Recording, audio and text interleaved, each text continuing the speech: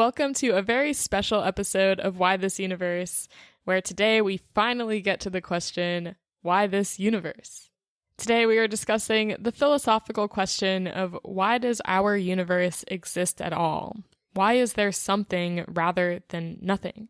And joining us for this conversation is none other than esteemed physicist, philosopher Sean Carroll. So stick around.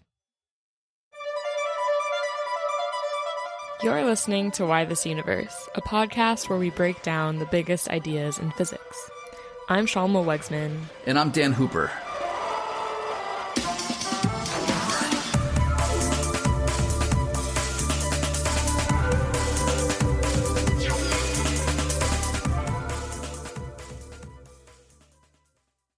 We have a very special treat for you today. We're going to talk about some pretty heavy questions in philosophy on this episode, namely the question of why there is something instead of nothing.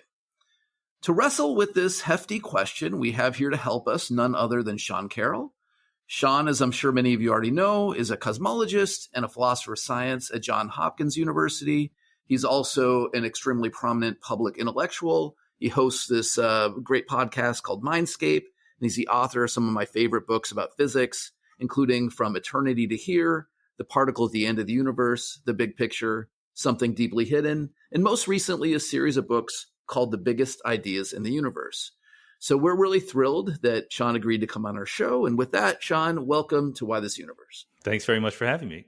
I've been a big fan of your science and your, let's say, popularization of science for a long time, Sean. So this is great.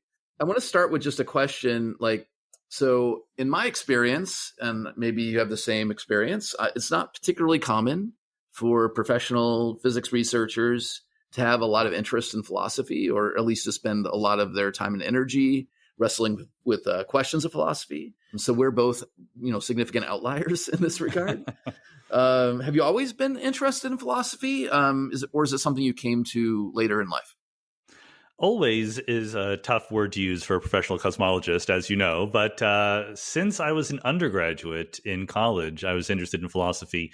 I went to Villanova as an undergrad, and they're still an old-time Catholic school, or they were when I was there anyway, that had a huge number of required courses. Every student in arts and sciences had to take 3 semesters of philosophy. Wow. In addition to their 3 semesters of religious studies. Okay.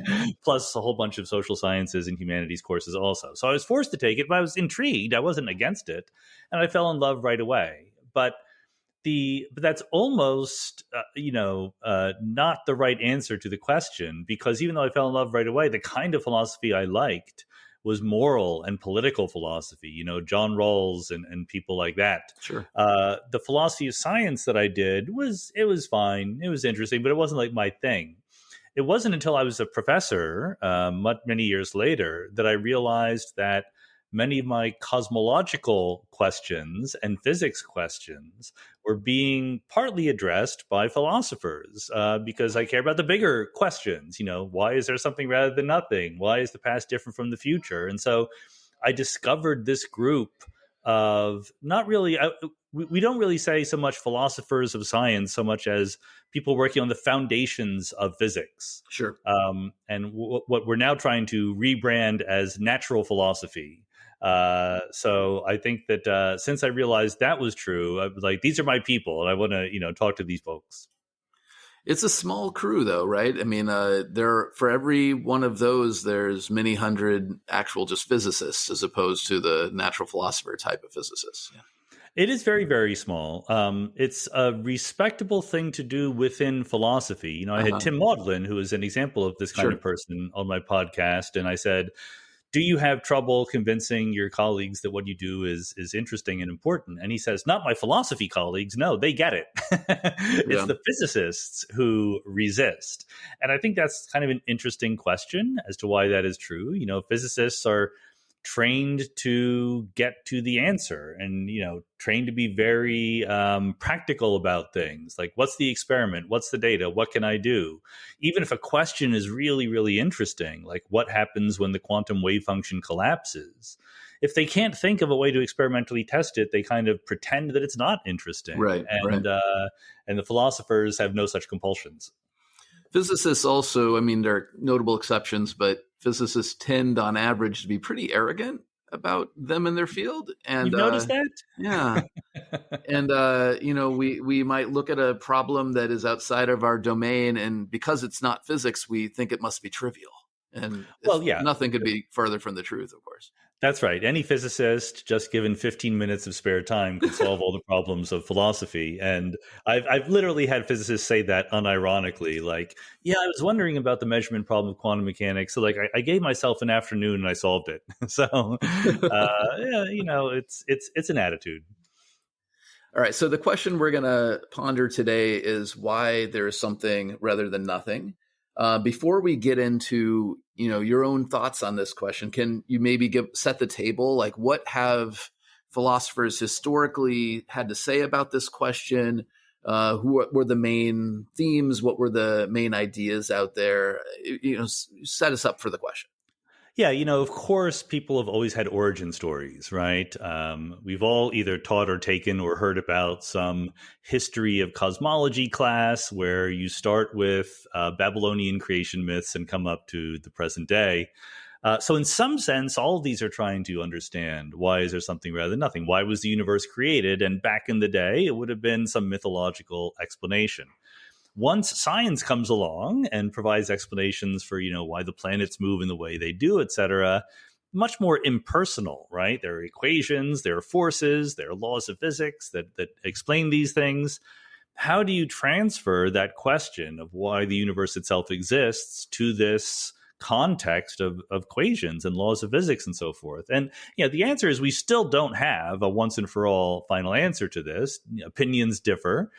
The first very serious quasi-modern exploration was by none other than Gottfried Leibniz, co-inventor of calculus, bitter rival of Isaac Newton. One of Isaac Newton's many bitter rivals, I should say. He wasn't the only one. He wasn't a popular guy. Yeah. So Leibniz called it the primordial existential question. Why is there anything at all? And other people up to the present day, Derek Parfit is a famous recent philosopher, just passed away a few years ago, who wrote very influential work on this. So we're still banging our heads against it. But look, the basic idea has been to try, if you can't just say that God or gods did it, to identify some feature of the universe that makes it more likely to exist than not. Right. Either it's simpler for the universe to exist than not, or it's more natural, or there are more ways to exist than to not, something like that. I'm not especially impressed with any of these attempts, but that's been the most common strategy.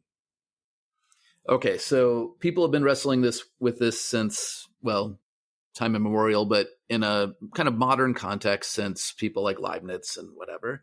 Let's go up to the current date and let's talk about your own thoughts on this question. So you wrote this paper in 2018 with the title, Why is there something rather than nothing? And you kind of offer a position or a attempt to answer this question. Walk us through the contours of your position on this question. First, I just want to say, finally, the Why This Universe podcast gets to address this question of why this universe exists. So I'm glad that we're able to do that. Or even why there's any universe at all. It's been a big warm up, but we're finally reaching the the natural pairing. I think that this is where philosophy comes in, because you're not going to answer this question by doing better physics. People like Stephen Hawking or plenty of other people who we know and are friends with have thought about the origin of the universe in the context of some physical theory, right? Whether it's quantum gravity, wave function of the universe, or what have you. But none of that explains why that theory of quantum gravity is true, why there is quantum gravity, why there is a universe at all. And in fact, I think that the mistake we're making is that we are taking a very naturally formed English sentence, why is X true, and imagining that it can apply to contexts outside where it makes sense. When I say, why was I late for work this morning? And the answer is, there was traffic. There's a very clear and quantitative understanding of causality in situations like that. And it's not straightforward, right? You really need to think about different possible worlds and counterfactuals. And you say, assigning blame for me being late to the existence of traffic is implicitly imagining there could have been another world where there wasn't traffic and I would have been on time, etc. So answering why questions happens under certain circumstances. And my attitude is that why the universe exists is just not one of those circumstances. There's no sort of sensible set of other possible worlds in which the universe doesn't exist, because if the universe didn't exist, then there wouldn't be a world like that, right? Yeah. Sort of, the whole sort of context breaks down. So my answer, as unsatisfying as it is to some people, is the existence of the universe is not the kind of thing for which we should expect there to be a reason why. Okay, so your answer to the question of why is there something rather than nothing is that's in some sense not a legitimate question to ask. It's just the way it is. Yes, just that's the way right. it is. There are going to be, at the end of the day, some brute facts. And the existence of the universe is one of them. Yep. Good. So are there, just to help us wrap our heads around this notion of a brute fact, are there other examples of brute facts that you can think of? Like what are other, is this the only brute fact, or are there other things that we can point to and say that's definitely a brute fact of nature? Yeah, no, I think that's a great question. And I would say two things. Number one, there almost certainly are other brute facts. Number two, we don't know what they are. Because, as physicists, of course, it's perfectly respectable for us to ask why questions. Why are there more baryons than antibaryons in the universe, right? Why is the universe approximately homogeneous and isotropic? That's perfectly sensible. But we need to be open to the possibility that the answer is that's just the way it is, right? Why is space-time four-dimensional? Why are there three gauge forces, including plus gravity, right? Maybe there are answers to those questions, and we should absolutely look for them. But then when we find that answer, there's going to be other brute facts about, well, why was the universe that way? As long as you can imagine other possible worlds in which things are different, then the fact that our possible world, our actual world, is this way is ultimately answerable only to some set of brute facts, even though we don't yet know what are the brute facts and what are derivable from other things. Would you consider something to be a brute fact if you could attribute that fact to some other further reasons? Like, could it still be a brute fact if it's also follows from something else? Well, I think there can be circles, right? I mean, there can be situations where if you give me X, then I can derive Y and Z. But likewise, if you gave me Y, I could derive X and Z, right? And the whole thing. There's some brute fact in there that you need to start with from which you can derive everything else. But there's no way of conceiving it where there aren't any brute facts at all. So you can't say what the brute facts specifically are, but you can say that there are brute facts. So if you have a situation where a purported brute fact is explicable in terms of something else, if it's not that kind of circular dependence, then yeah, that's not a brute fact anymore. That is a better explanation in something more primitive. And what about like mathematical truths, facts, things that are, I guess, necessarily true by the dictates of logic or just reasoning? These are a different category, right? To me, they're a different category. And I will try to be very cautious here because I have enormous respect for people who have a deep understanding of the foundations of mathematics. And that set of people does not include myself. It's wild territory out there, and I get lost very, very easily. But my rough idea is that the structure of mathematical logic, not mathematical truths, because the truths sort of depend on what axioms you choose, right?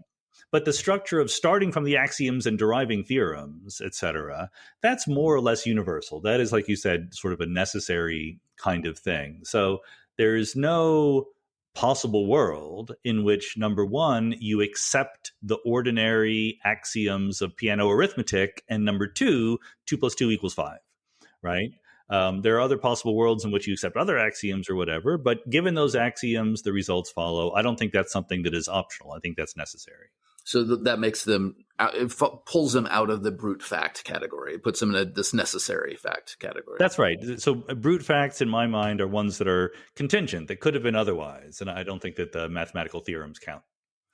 Does the stuff that Kurt Gödel had to say about mathematics, the incompleteness theorems and everything, does this give us a loophole a little bit? Does it open some room for mathematical facts being brute facts?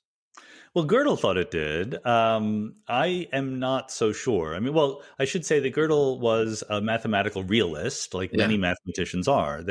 Here is something that is one of the reasons why mathematical logic makes me lose sleep at night. There was this old project, that was sort of formalized by David Hilbert and that Gödel overturned, which is, let's find the correct axioms of mathematics, and then we can prove all the correct theorems, right? Yeah.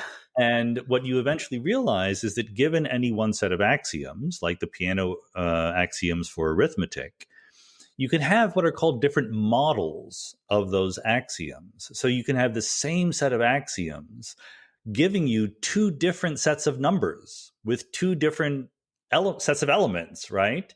There are these things, I forget what they're called, but there's the natural numbers, and then there's, these extra numbers that you get in different models of arithmetic.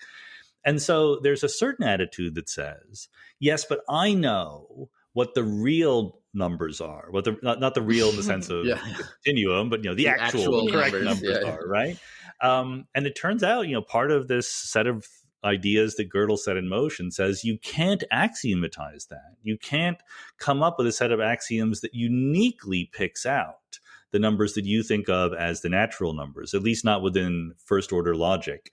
So therefore, there's a mathematical realist point of view that says, but I know what they are, therefore, since I know what they are, there's something that goes beyond the axioms and the models. There's just truth out there. I don't believe in that either. I think that, that's kind of a wishful thinking kind of thing. I don't need to believe it. I don't see what is the goal of believing that.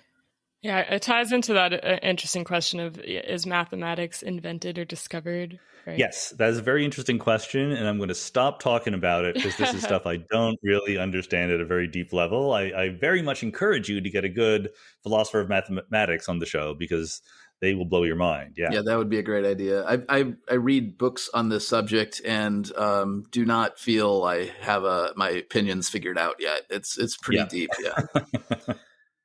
So, Sean, let me put you in an awkward position and just ask, are there contemporary philosophers out there who would completely object to your position on this question of why there's something rather than nothing? Like, if I wanted to find the credible person who most aggressively disagreed with you, what would they have to say? What would they push back against?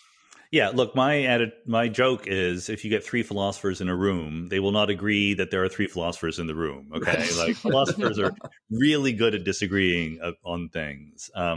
Fascinatingly, David Chalmers and David Bourget have done a survey of professional philosophers, and so you can go online and find answers to the question, "What do philosophers believe?" Okay. About different things, and the biggest single consensus is the existence of the world, in the sense that not why it exists, but that it exists, and that's like 90%.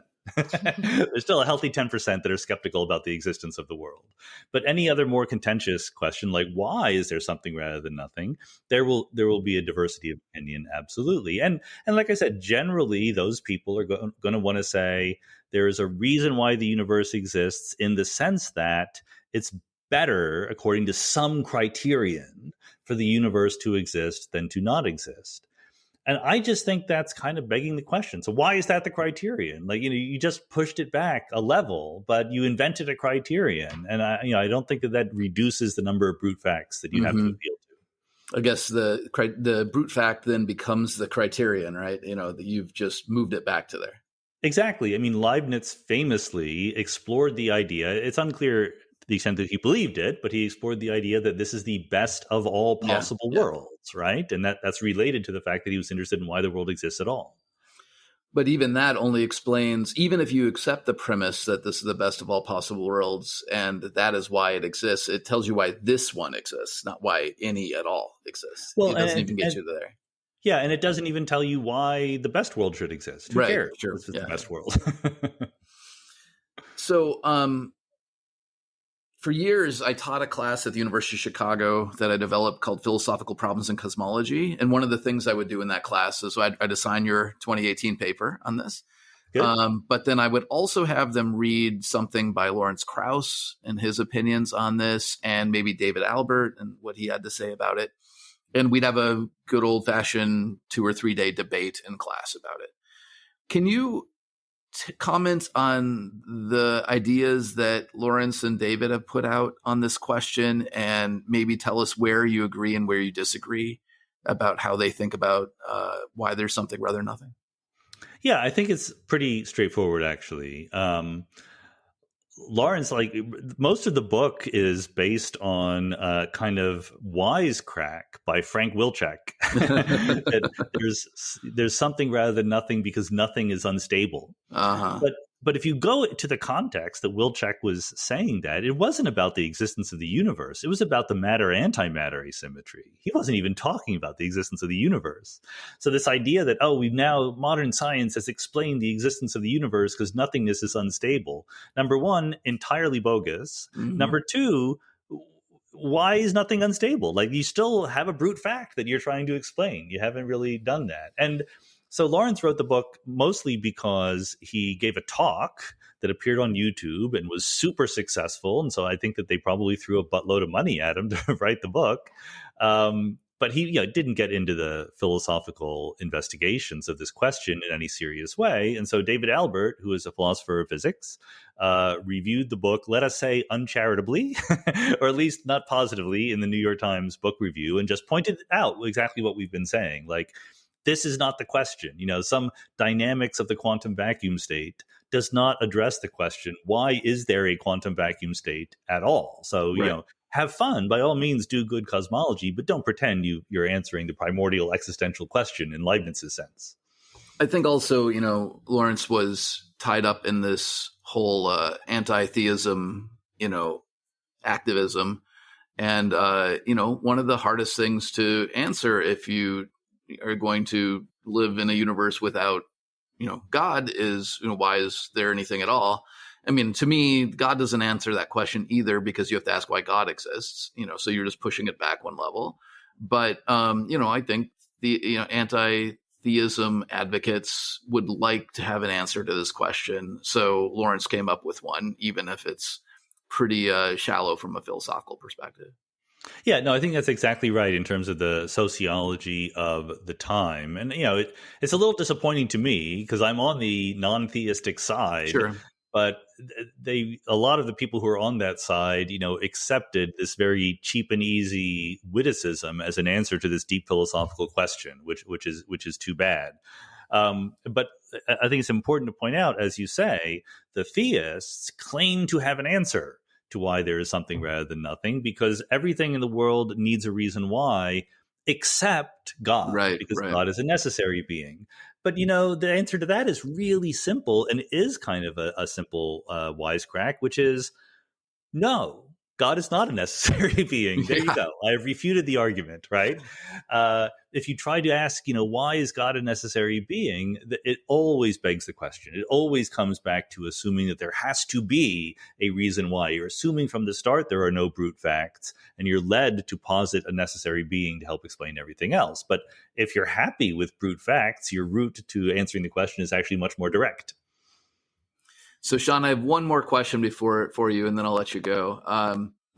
Is it possible, even hypothetically, can you wrap your head around the possibility that one day we could discover something, a reason, a principle, or maybe some measurement or something that explained why there is something rather than nothing, moving this brute fact out of that category into either some sort of necessary truth category or contingent with a different kind of explanation? Could this happen, or is this fundamentally brute fact forever, no matter what happens? I'm happy and willing to be wrong and have my mind changed, but my current answer is this is never going to stop being a brute fact. This is exactly the kind of thing that, you can trade off one brute fact for another, but you're just chasing your tail a little bit. And exactly like I said, as long as I think I can imagine the universe not existing, then the fact that the universe exists is a brute fact. Now, the one shred of daylight there is maybe I'm fooling myself when I say I can imagine the universe not existing, right? Like maybe it's simply incoherent to imagine that the universe didn't exist. I'm not sure. Like that's another like nightmare fuel kind of scenario. Like I just start going in circles and move on with my life. But maybe some more philosophically sophisticated person than myself could develop that into an actual answer to the question. It's almost like not possible to ask the question if there isn't a universe, right? You can only ask, why does something exist? If something exists, and if nothing exists, you can't ask any questions about it, you know? Yeah, no, that's perfectly fair. And, it's actually, even though this is very, very philosophical and removed from tangible worries about the world, it's not that much removed from down-to-earth questions in Bayesian reasoning about old evidence. Right? How much should we update our beliefs based on things that we've always known? Right. This is very important to things like the anthropic principle. Like a lot of modern discussions of the anthropic principle ask you to pretend you don't know that you exist, that you are a human, that that we live on the earth and we go around the sun. And then imagine what we would be like if we'd forgotten all those things. And then we remember all those things and we act surprised. And it's not at all clear that any of that makes any sense. So I don't say it in a disparaging way. I think these are very hard problems that would deserve careful thought. And if you're not careful, you could imagine fooling yourself into the wrong answer. Especially if you think you know the answer or there's an answer you want to get. This is why philosophy is hard, and it's hard to make progress, because in physics, if you keep making mistakes, nature will correct you, right? The data will just come in and say, nope, you've gotten it wrong. But in philosophy, you can go hundreds of years making the same mistakes if you're not careful.